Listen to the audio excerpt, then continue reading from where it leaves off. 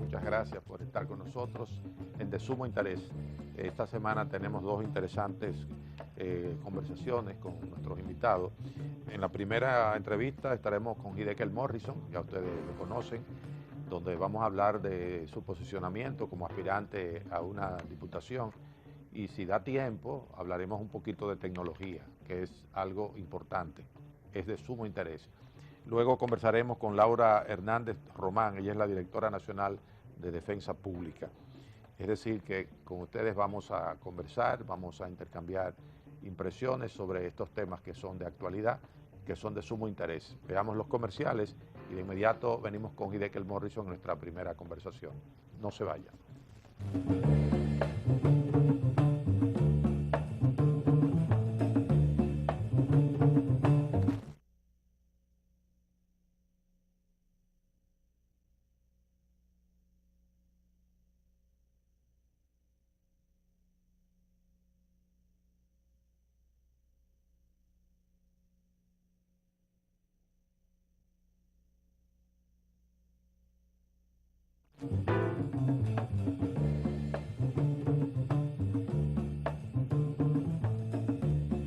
Bien, aquí estamos con Hideki Morrison, el ingeniero Hideki Morrison, que ha estado con nosotros en otras ocasiones conversando con nuestros amigos televidentes de sumo interés. Hideki, gracias por acompañarnos. Mi estimado don Wilfredo, muy contento de compartir con usted siempre una conversación de sumo interés. De sumo interés. Bueno, yo decía el otro día, cuando la última vez que tú viniste, antes de esta ocasión, que queríamos dejar un espacio para hablar de tecnología. Pero vamos a comenzar de nuevo con la política, a ver si podemos sacarle el juguito. Claro. ¿Cuáles son las perspectivas que tú tienes en tu aspiración a ser un diputado ante el Congreso Nacional? Algo importante por tu carrera como un profesional de esta área tan importante, tiene que ver con la tecnología, pero además porque es un aporte de la generación que tú representas a meterse en todo los pasillos de la política. Yo creo que estamos en un gran momento y yo recogería el momento que estamos viviendo dentro de nuestra candidatura con esa expresión en latín, Vox Populi, Vox Dei. La voz del pueblo es la voz de Dios. Sí. Y gracias precisamente a haber sido el primero de los PRDistas en inscribir sus aspiraciones. Nosotros cuando se aperturó el proceso interno de convención del PRD fuimos los primeros en inscribirnos. De eso hace ya 8 meses. Hemos sido el primero y el único a nivel nacional que ha presentado un pliego propositivo. Nosotros incluso tenemos un portal, morrisondiputado.com, ahí están todos nuestros proyectos e iniciativas concretas bien desarrolladas.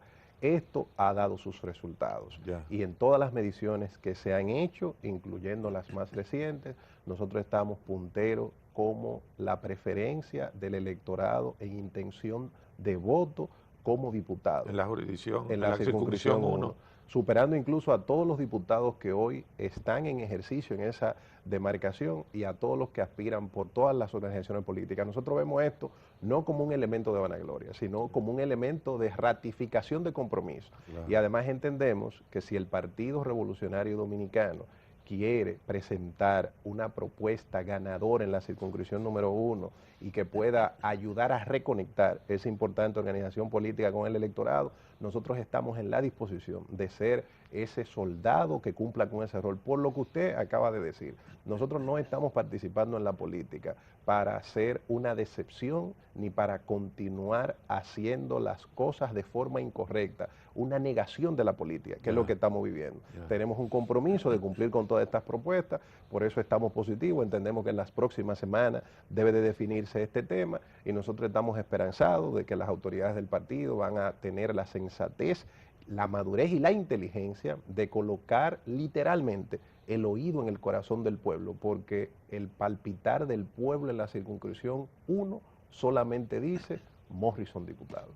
En esta situación que se ha presentado ahora, a partir de los acuerdos que se enunciaron, que se dijeron, pero que ahora a través de la discusión en los medios de comunicación pareciera que esas cosas están en el aire, es decir, que aunque hay una declaración de intención, o mejor dicho, que lo que se dijo que era un pacto, un acuerdo que se firmó y que se legitimó en un acto público, ahora resulta que no es como tan seguro para los que aspiran a las posiciones, porque no se sabe qué es lo que le han concedido al PRD.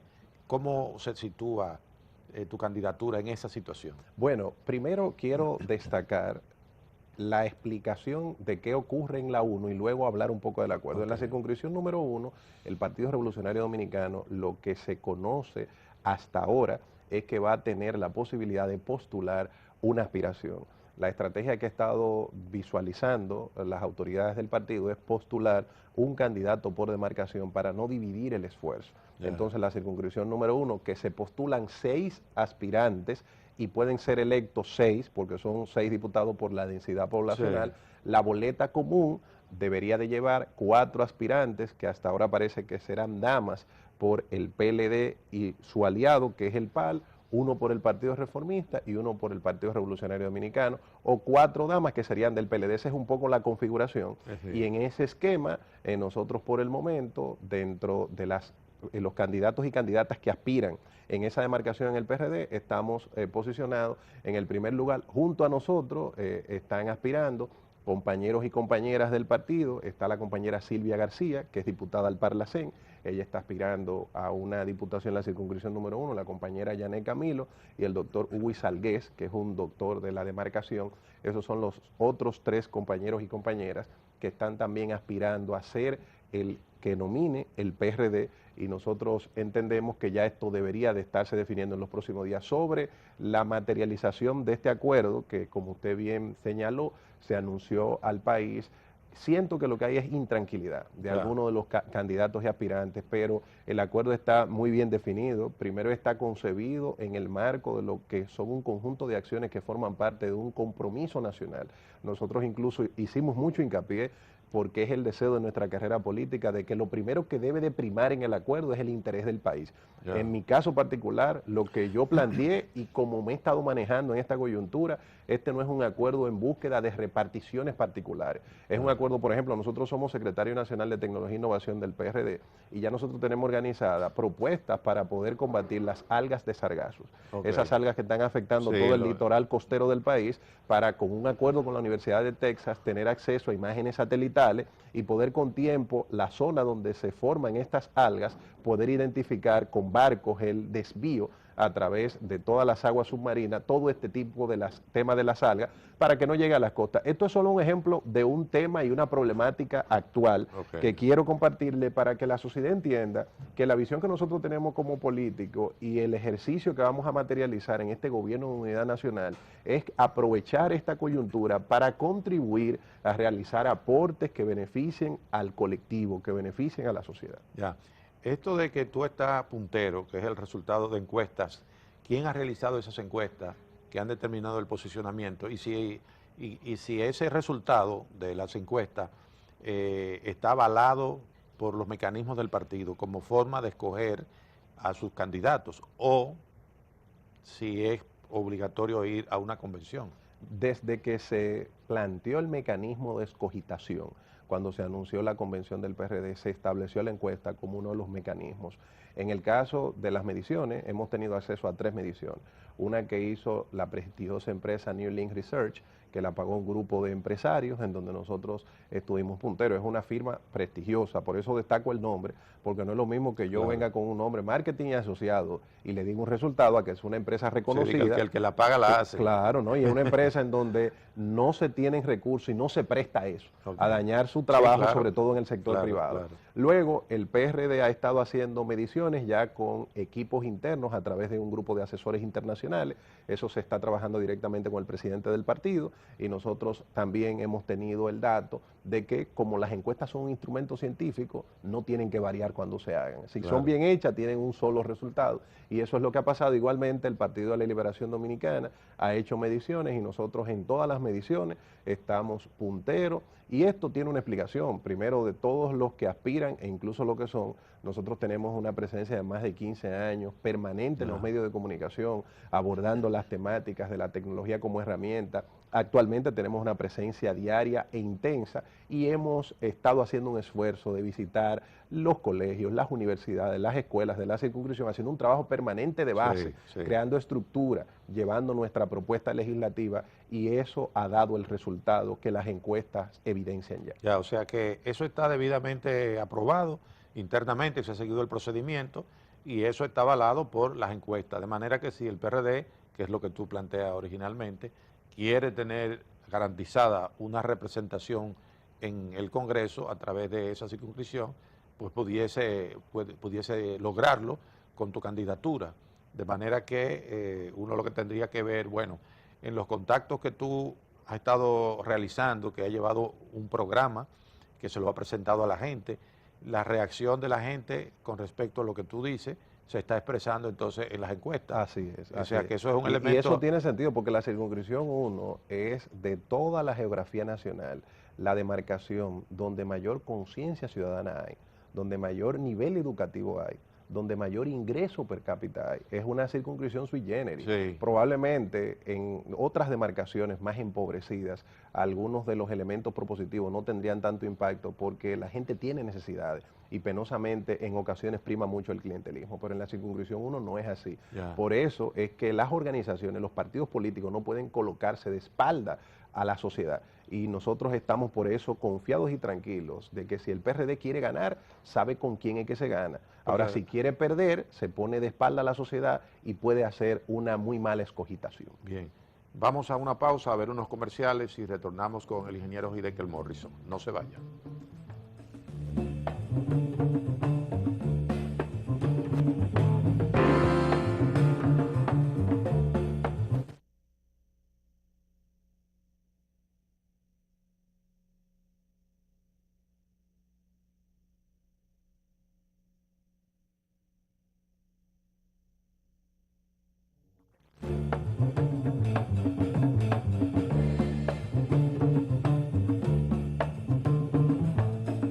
Bien, seguimos conversando con el ingeniero Hideki Morrison, hablando de sus aspiraciones a ocupar una posición en el Congreso Nacional, si es elegido como diputado de la circunscripción 1 del Distrito Nacional.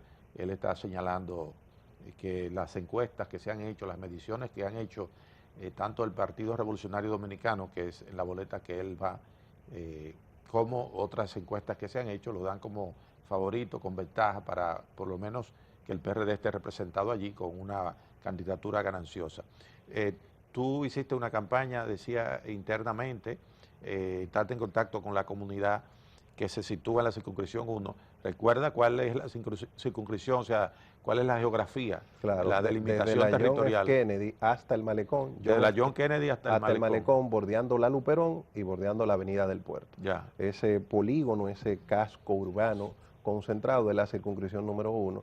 Y nosotros estamos viendo estos resultados porque, muy contrario a lo que se pueda pensar, donde menos impacto tiene ese uso no adecuado del ejercicio de la política es en la 1, porque tiene sus áreas de foco de pobreza, Sí. pero la mayor concentración tiene otro tipo de perfil. De clase media hacia arriba. Y es un electorado que demanda explicar a qué se va. Lamentablemente, por muchos años, algunos de los actores políticos de esta demarcación han apostado mucho al clientelismo, a ir a esos bolsones de pobreza, a dar dádivas, a comprar votos, y con esto han logrado una representación. Pero nosotros queremos hacer una carrera política rompiendo con estos esquemas, y estamos seguros de que la circunscripción número 1 es el mejor escenario para un resurgir de la política de verdad, que es la política de preocuparse y ocuparse por la gente, de encarnar los anhelos de la gente y de ir a la política a servir,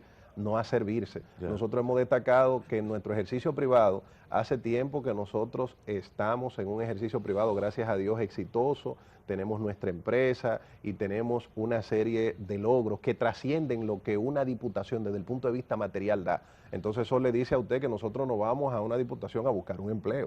Todo lo contrario, nosotros tenemos una ley de cyberbullying y ciberacoso redactada para presentarla, un proyecto para dar wifi gratuito y un genuino deseo de que la sociedad dominicana vea una renovación de los actores políticos, y por eso nosotros estamos con entusiasmo en un ejercicio y una carrera que no es nada fácil, que es trilce, una combinación de alegrías y traumas. Y se ha ido expresando en las mediciones que tú mencionas, en ese contacto con la comunidad y esto que tú describes como la zona donde efectivamente se desarrollaría el voto, tú tienes que plantearte un programa.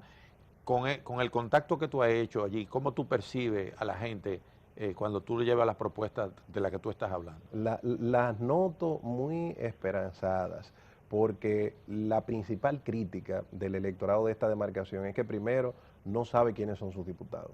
Ya. Desconocen quiénes son esos 6 diputados que hoy tienen 6 años en esa posición, Ya. que no tienen oficina en la demarcación, que los que viven en esa demarcación no pueden ir a plantearle un problema, que hay un problema del ruido, que hay un problema de inundaciones en alguna zona. No hay forma de ver a esos diputados. Entonces, han olvidado el compromiso constitucional de representar a los electores de esa demarcación. Entonces, cuando el electorado ve que hay propuestas, que uno de los compromisos que estamos haciendo es a los 30 días de juramentarnos como diputado, abrir nuestra oficina de contacto con la sociedad, para que todo el que tenga un tema vaya y sepa la dirección, y nosotros varios días a la semana ir allá. Entonces, son cambios interesantes, y nosotros ya hemos visto que algunos de los que comienzan a aspirar, comienzan a proponer una oficina, comienzan a hablar de internet, wifi gratis, comienzan a hablar de compromiso con propuestas, y ya eso es una gran ganancia, porque estamos contribuyendo a un cambio de actitud. Lo que no podemos permitir es que la política termine siendo el reparto de canastillas y que se imponga el que más papeleta tiene, porque entonces es una frustración y un trauma social. Sin duda, y eso aleja a mucha gente que tiene talento, que tiene disposición, que tiene una trayectoria social abierta y limpia, pero no tiene los recursos. Y entonces allí pues se imponen gente que tiene todo lo demás contrario. Y sin embargo, no me refiero específicamente a esa circunscripción, sino al concepto. Una de las cosas que se plantean cuando se habla de, bueno, desde una curul en el Congreso, yo llevaría posiciones que representen mi comunidad. Eso a veces no se ubica claro, porque hay que legislar para toda la población, hay que legislar de un aspecto macro, no es un edil del ayuntamiento, donde se presentan problemas del ruido, que la cañada, que tal otro sitio, sino que abarque un concepto más amplio. ¿Cómo tú haces esa integración de representación local? Muy interesante la pregunta. El mandato constitucional plantea en el legislador no solamente la principal facultad de modificar y hacer leyes, que es a lo que usted se refiere, que tiene el ámbito nacional, sino también la representación, y la representación obliga a la gestión del legislador de los problemas de su demarcación con los demás estamentos del Estado, y además desde el Congreso a jugar el rol de check and balance, o balance del ejercicio del poder. ¿Qué significa esto? Que si un ciudadano tiene una situación con la Policía Nacional o una demarcación tiene un problema de delincuencia, el legislador acompaña a los directivos de la Junta de Vecinos, a la policía, a la jefatura de la Policía Nacional, porque el legislador está investido de esa representación y es el que debe de pedir la cita. Mire, señor jefe de la policía, aquí yo tengo la Junta de Vecinos del ensanche Quisqueya, del Evaristo Morales, del ensanche Naco, tenemos una situación de atraco y nosotros queremos plantear, y además uno llevar propuestas, nosotros tenemos una propuesta de mapear el crimen y el delito, ya tenemos incluso software, iniciativas de software que se pueden donar, entonces eso es una labor en donde ya se trabaja lo local. Las leyes que estamos preparando y que tenemos listas, como la de cyberbullying, va a tener un ejercicio nacional. El proyecto Wi-Fi va a iniciar en la ciudad de Santo Domingo, pero se va a expandir al territorio nacional. Pero los problemas de delincuencia, de salud, cuando un ciudadano va y se acerca a uno, mire, yo quiero que usted me compre una receta. Mire, el legislador no está para comprar recetas. Lo que yo sí voy a hacer es que voy a hacer un levantamiento en los hospitales de la circunscripción número 1, a identificar los principales problemas y vamos a llamar al ministro de Salud para interpelarlo. Vamos a preguntarle al ministro de Salud. Hay una relación, ¿qué está pasando? Una relación dinámica, no simplemente retórica, de lo que significa una representación del pueblo en el Congreso. Por supuesto, además que exige mucho tiempo y mucho trabajo, porque usted se pone a pensar, no solamente en la circunscripción 1, en todo el país los legisladores, los problemas que tienen sus demarcaciones, pero da pena que el legislador esté ausente de esa representación, que va 1 o 2 veces a la semana a legislar y no dedica ningún tipo de tiempo a abordar los problemas de su demarcación. Estas son las cosas que nosotros queremos retomar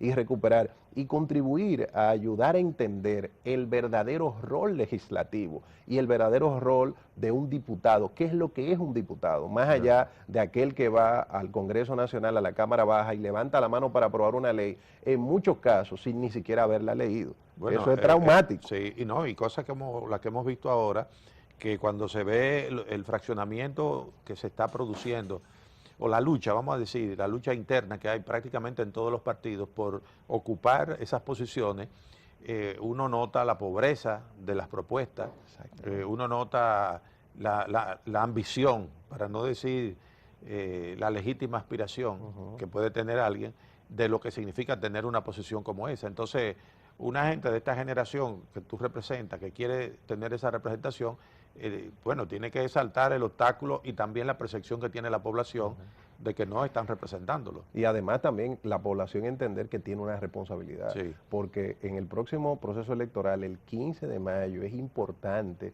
que la sociedad se levante a votar.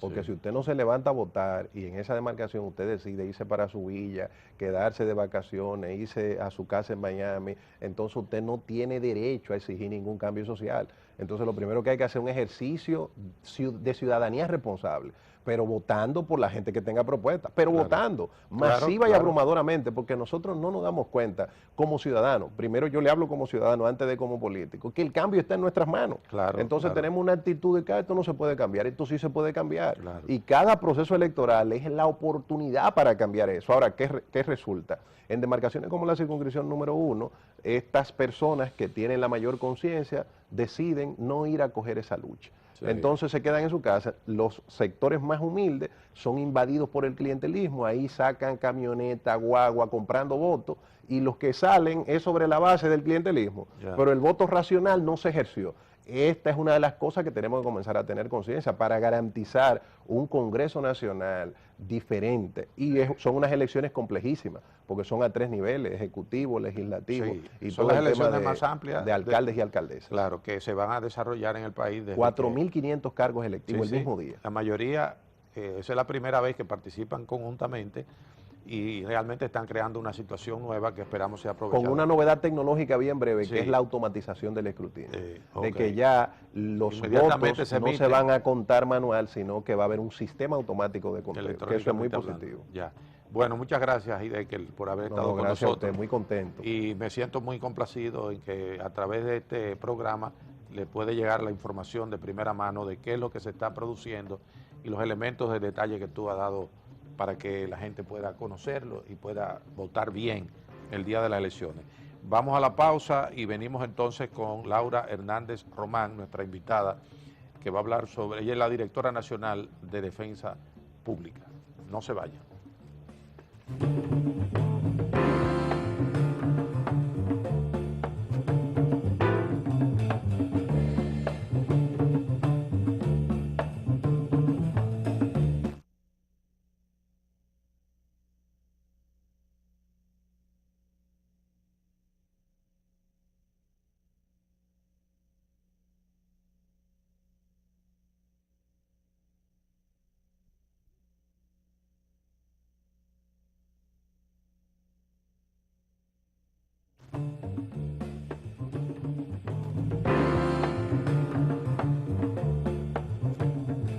Bien, tenemos en nuestra segunda entrevista del día de hoy en De Sumo Interés a la licenciada Laura Hernández Román. Ella es la directora nacional de Defensoría Pública.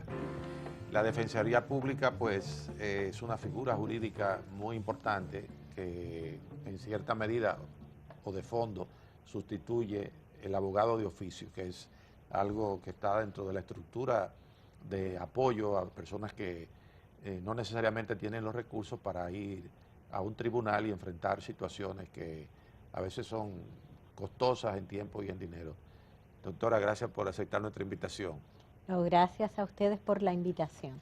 ¿Cómo se desarrolla esa figura dentro de la justicia que garantice que el que no tiene posibilidades de pagar un abogado, pues tenga allí alguien que lo defienda? ¿Sigue dentro del mismo espíritu de lo que es un abogado de oficio? Para nada, el abogado de oficio, que era la figura, como bien usted decía anterior, era un empleado del tribunal y definitivamente llegaba tarde al proceso. ¿Por qué? Porque la persona que era detenida, tal vez en un destacamento policial, iba ante un juez de instrucción, iba totalmente desprovisto de abogado. Y luego, cuando llegaba al tribunal, y un juez, en ese momento no habían tribunales colegiados, sino que eran unipersonal, preguntaba a la persona si no tenía recursos para tener un abogado privado. Y era allí donde intervenía el abogado de oficio. Yo creo que la primera gran diferencia. Era un auxiliar de la justicia. Sin embargo, la defensa pública, que nace dentro del Poder Judicial, mirando el Poder Judicial que iba a entrar el Código Procesal Penal en el 2004, ya desde el 2002 comienza a gestarse, comienza a funcionar a partir de enero del 2003.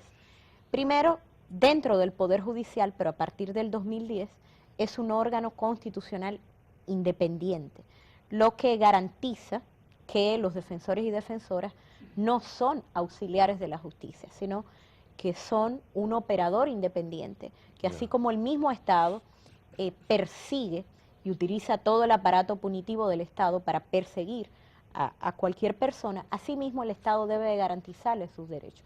Y lo hace a través de la defensa pública, que cuenta con defensores y defensoras que entran. Su única forma de ingreso a la defensa es a través de un concurso público y una posterior capacitación, lo que le permite ya tener una formación distinta y además, sobre todo, dedicarse a tiempo completo a este oficio que evidentemente ocupa todo el tiempo de una persona, mientras que la figura del abogado de oficio que usted mencionaba repartía su tiempo entre el ejercicio privado de la profesión y el ejercicio público. ¿En qué momento entra el defensor público a darle asistencia y cómo detecta que él es necesario allí? ¿Cómo no? Los defensores y defensoras públicos entran puede ser desde el destacamento policial o mucho antes, si una persona, por ejemplo, pide los servicios de la defensa porque siente que está siendo perseguido o se pretende investigarlo desde ese momento. Se le informa, perdón doctora, se le informa cuando, por ejemplo, llega un destacamento que él tiene la posibilidad de usar ese recurso o la gente tiene que saberlo antes. Todavía no hemos logrado, aunque tenemos un acuerdo con la policía de mucha más facilidad para que se comunique, que necesariamente en el destacamento se lo informen. Pero por eso, semanalmente, en algunos lugares todos los días, en regiones donde hay muchos destacamentos, por lo menos interdiarios, los defensores y defensoras tienen turnos para visitar los destacamentos policiales. Porque al final, esta es la puerta de entrada de la justicia.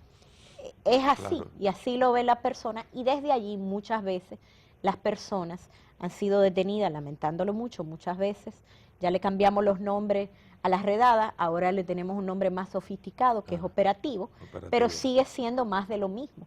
Muchas personas están detenidas sin que existan unos cargos en su contra, sin que exista una verdadera persecución criminal, sino alguien que salió de la universidad o del lugar de trabajo donde labora a horas muy tarde y tiene que ingresar a algún barrio y ahí es detenido. Que se produce esa situación. Así es. Entonces, ¿y de cuántas personas dentro del sistema estamos hablando a nivel nacional? ¿Es una sola jurisdicción? ¿Cómo? Nosotros tenemos 24 oficinas abiertas. ¿En todo el país? En todo el país. Los 11 departamentos judiciales, que son las cabeceras donde hay cortes de apelación, y tenemos en 12 distritos judiciales. Todavía nos restan 11 distritos judiciales por abrir, donde brindamos el servicio a través de abogados, pero todavía no tenemos una oficina con un equipo, con defensores públicos, con investigadores, con trabajadores sociales. Tenemos un equipo menor, pero donde también brindamos el servicio. Ya. Cuando una persona llega allí, que es detenido, llega a un destacamento, la policía le inicia un trámite de que va a ser puesto a disposición de la justicia. En el caso en que haya dos personas, de ciudadanos en un barrio, que tienen una situación de conflicto entre ellos, ¿cómo se decide el apoyo a esa persona o a esas personas que van al tribunal? Bueno, todavía en la República, al cuartel, perdón. Todavía en la República Dominicana, la defensa pública solo asiste a quienes se les pueden imputar unos cargos, a los imputados, a los acusados, para que nos entiendan todas las personas. Sin embargo, en América Latina, la mayoría de los países, la defensa pública tiene evidentemente la defensa pública, que es el derecho fundamental garantizado en la Constitución y en los tratados internacionales de que la República Dominicana es signatario, pero además en las defensorías se ha incorporado, aparte de los defensores de imputados, defensores para la asistencia a los grupos vulnerables. Y ahí sí entran, por ejemplo, víctimas, materia como llaman en otro país agrario, que sería en nuestro país tierra, familia, pensión alimenticia, porque cuando hablamos de verdadero acceso a la justicia, decimos que la justicia es gratis, pero si usted no tiene recursos y no tiene un abogado, ¿cómo usted reclama una tierra que dice ser suya y que tiene algún litigio? Entonces, en ese sentido, esperamos en los próximos años que la defensa pública camine a esa transformación que de hecho es una exigencia de la ciudadanía. Nosotros, la única queja que se ha planteado de la defensa pública es que están bien formados, pero quisiéramos que no solamente atendieran imputados. Dice una persona, yo pago impuestos. Yo también quiero que cuando soy víctima, pues poder recurrir a un abogado, a un técnico, y que éste sea gratuito, porque definitivamente las personas incluso de clase media, con recursos, en una familia que trabaja en 2 cabezas de familias en un hogar, cuando se presentan ciertos problemas, como es un problema jurídico, ya no hay recursos para eso extraordinario que acontece en el seno de una familia. Claro. En un barrio popular, vamos a decir, una persona tiene alquilada una vivienda y entonces se atrasa 3 meses y va el casero y quiere sacarlo, lo amenaza, dice que le va a tirar los trastes a la calle. ¿Cómo funciona allí la Defensoría Pública? Todavía en este punto no se ha llegado. No es un proceso. Estamos sí creando una unidad de atención a las víctimas para ver cómo vamos viendo primero con grupos vulnerables, o sea, no hacerlo de forma individual, sino colectivos a los que se les está violando un derecho fundamental. Pero ese sería el ideal. Así está. O sea, todavía no funciona a nivel individual. Para los que no son imputados. Para los que son imputados, sí. De hecho, en el caso de los imputados, nosotros llevamos entre el 75 y el 82% de todos los casos penales del país. Porque siempre digo, existen las personas que no tienen recursos, pero también existe el que no conoce un abogado, un extranjero, recién llega al país y es detenido, por ejemplo, por poner un ejemplo, en el aeropuerto. Pero también existen muchos casos en que lamentablemente el tribunal en algún momento decreta el abandono de los abogados privados y pide a la defensa pública que asuma algunos casos. Porque si bien la defensa pública va a ser muy rigurosa en defender los derechos particulares, no menos cierto es que un defensor o una defensora pública por temas éticos no está para tratar de eternizar los procesos. El procedimiento, o sea, el vínculo de ustedes con la estructura judicial en términos generales, en términos del rango, de qué lugar ocupa la Defensoría Pública, ¿tendría algo que ver con el Defensor del Pueblo? Le hago esta pregunta porque yo sé que hay mucha gente que dice, bueno, Defensoría Pública y hay Defensor del Pueblo, ¿dónde coliden o dónde pueden ser complementarios en el apoyo a gente que no tiene recursos? Pero esto vamos a responderlo después de esta pausa. ¿Cómo no? No se vayan.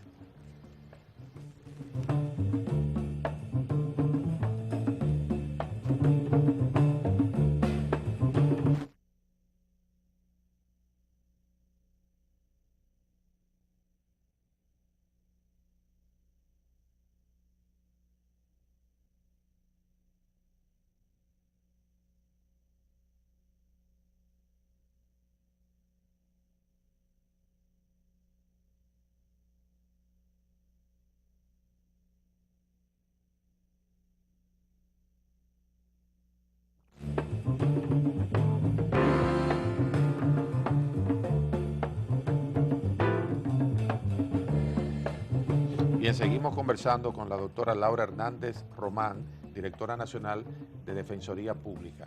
Como ustedes han podido apreciar en esta primera parte de la conversación con ella, hay muchas cosas que la gente puede utilizar, principalmente gente sin recursos, que se ve en algún litigio, que va a un tribunal, es detenido y quizás no tiene la información de que tiene un apoyo dentro de una estructura del Estado, particularmente con esta figura jurídica, que puede utilizarla sin ningún costo, por lo menos un costo directo cuando va al lugar. Y decía que, antes de irnos a la pausa, que qué relación había entre la Defensoría Pública y lo que es el Defensor del Pueblo. Bueno, en términos jerárquicos no hay ninguna relación. La defensa pública es un operador del sistema de administración de justicia penal en este caso, y nos enfrentamos a diario con el Ministerio Público. Okay. Está el juez, que es el imparcial, la Sí. figura imparcial, y digamos, con quien nos enfrentamos en el día a día es con el Ministerio Público. Sin embargo, tenemos muy buena relación con doña Zoila, que es la defensora del pueblo, y cuando llega a la Defensoría del Pueblo algún asunto que atañe a la defensa pública, pues inmediatamente remiten a estas personas que requieren más bien los servicios de la defensa pública, como el técnico que va a litigar en los tribunales con cualquier persona imputada. Sin embargo, el defensor del pueblo es una figura para defender a las personas de las violaciones de sus derechos, que muchas veces provienen de la misma autoridad. Alguna autoridad administrativa que ha tomado alguna decisión que perjudica a algún particular. Normalmente el Estado, cuando recluta personal, por demás, voy a decir, no bien remunerado o no tiene la remuneración adecuada en términos de montos, recluta personas que no tienen la calificación y normalmente tiene que ser suplida en su preparación por algún mecanismo. ¿Qué utilizan ustedes como eje de esta interesante figura del derecho para esa capacitación? ¿Cómo no? Lo primero que debo decir, y nosotros lo hemos estado diciendo, sí nos preocupa la baja calificación o entrenamiento de las universidades a los abogados. Y eso es algo, yo creo que es conocido por todos. Es común casi a todo lo que que está hoy en las universidades. Así es. Y muestra de esto es que nosotros acabamos de terminar el 11º concurso de defensores públicos, que es la única manera de ingreso. Y es el concurso que ha sido más exitoso porque nunca ha pasado más del 10% de los participantes. En este pasó un 12.45. Pero si miramos eso, en un país lo que se aspiraría es que pasen más de las plazas que necesitamos y que quede un buen banco de elegibles, porque alguien que ha estudiado Derecho se supone que debe de estar en condiciones. Ahora, ¿qué hacemos? Aparte de que el concurso es bien riguroso, por eso en este pasó un 12.45%, luego va a una capacitación de unos 6 meses presenciales a tiempo completo, formándose para un rol, porque tampoco es lo mismo ser un abogado en ejercicio que ser un defensor público. Es un servidor público que le formamos, primero son nuestros usuarios. Un usuario, no importa lo humilde que sea, no pierde su dignidad de ser humano, por eso la defensa es el brazo humano de la justicia. Y ellos nos honran solicitando el servicio de defensa, algo que ha distinguido, porque cuando pensamos que es una institución estatal, pensamos en baja calidad. Cuando pensamos en algo gratis, pensamos que es mal servicio. Y nosotros hemos ido tratando en estos años de servicio de cambiar esta idea, esta percepción, porque se puede brindar un servicio público y un servicio de calidad. Evidentemente tiene que tener una manera rigurosa de entrar. No pueden ser los amigos, los miembros de tal o cual partido, de tal o cual cosa, o amigos de la directora. Tiene que ser gente que con merecimiento propio gane la posición para el ejercicio de una función pública muy noble, que es defender y garantizar los derechos fundamentales. Cuando la persona, como yo digo, luego, el bien jurídico más preciado que tiene una persona es la vida, pero luego de la vida... La libertad. La libertad, así mismo es. Sí. Y ese es el bien jurídico que tutelamos en la defensa pública. ¿Ustedes tienen conexiones, tienen acuerdos con organismos internacionales que le puedan dar un soporte o le den un soporte a mecanismos tan interesantes como estos?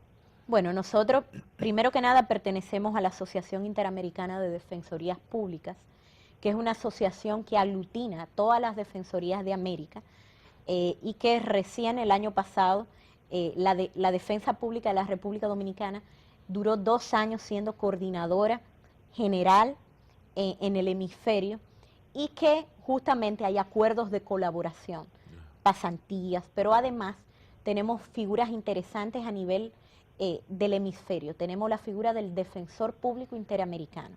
Cuando la Comisión Interamericana o la Corte llegan casos que no están asistidos por abogados, la Corte y la Comisión han firmado acuerdo con la Asociación Interamericana y tenemos defensores públicos de cada uno de nuestros países debidamente entrenados en el sistema interamericano y en los convenios y tratados internacionales a los fines de poder asistir a personas que van a la comisión o a la corte y que no están asistidas por abogados. Y ahí también interviene.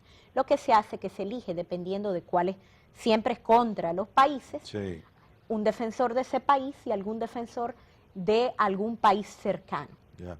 ¿Cuál es el presupuesto que ustedes manejan anualmente y cómo se estructura ese presupuesto? Bueno, nosotros obtenemos el presupuesto en la ley de ingresos y gastos públicos de manera directa.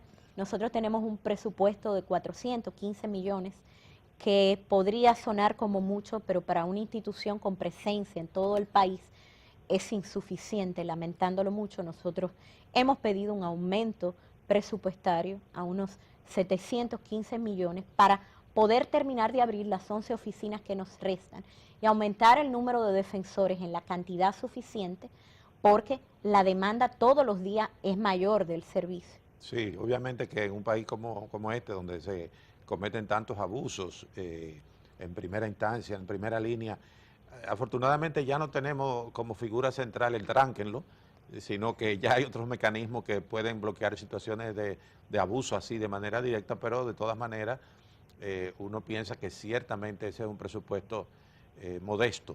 Así es. Y entonces uno dice, bueno, los rangos que hay dentro de los que hacen el trabajo, ¿cuáles son? ¿Es uno solo, o sea, un abogado? No, nosotros tenemos un defensor categoría 1, que sería un defensor de recién ingreso, o sea, recién graduado de su formación, que tiene que pasar su formación. Okay. Pudiera pasar el concurso y no pasar la capacitación y no va a ingresar a la institución. Este de recién ingreso gana unos 55,000 pesos y va aumentando por antigüedad, 2 años más y buena evaluación, pasaría a categoría 2, 4 años y buena evaluación, pasaría a categoría 3 y puede aspirar ser un coordinador distrital de alguno de los distritos, participar también por concurso o ser un coordinador departamental cuando existan vacantes para esta posición. Entendemos que para un profesional joven no es un mal salario, pero no es suficiente porque un abogado privado en una oficina de abogado lleva 20 casos, claro, 30 casos. Usted sabe cuánto lleva un defensor público. Nosotros previmos en la planificación cuando estábamos creando la institución que nunca debía llevar más de 200 casos. Llevan entre 350 y algunos 750 casos. Uno solo. Una persona. ¿Y cómo se maneja él con eso? Solo leerlo y mirarlo, ya eso da miedo. Bueno, evidentemente están en diferentes fases. Hay un equipo de apoyo, investigadores, trabajadores sociales, pero tenemos personal muy sobrecargado, por eso necesitamos aumentar la cantidad de defensores y defensoras para que cada persona tenga la carga de trabajo adecuada. Sí, pero con esa cantidad es difícil de ser eficiente en el sentido de que se pueda ver resultados positivos en lo que es la defensa de un ciudadano. Y sin embargo, a pesar de nuestra sobrecarga de trabajo, que yo digo que... Hacen de tripa corazón. Y somos evaluados dentro de los operadores del sistema como el más preparado, el que trabaja con más mística y vocación de servicio. Bueno, yo le agradezco muchísimo a la doctora Laura Hernández Román, que ha estado con nosotros. Ella es la directora nacional de Defensoría Pública. Como ustedes vieron su explicación, muy didáctica, muy directa, muy clara, me parece que pudiésemos, estimular a que ese tipo de trabajo se desarrolle. ¿Ustedes tienen una página en internet? Sí, cómo no, www.defensapublica.gov.do. Y ahí tienen toda la información que necesiten. Gracias a ustedes también por habernos acompañado esta semana de sumo interés. Nos vemos el próximo sábado. Buenas noches.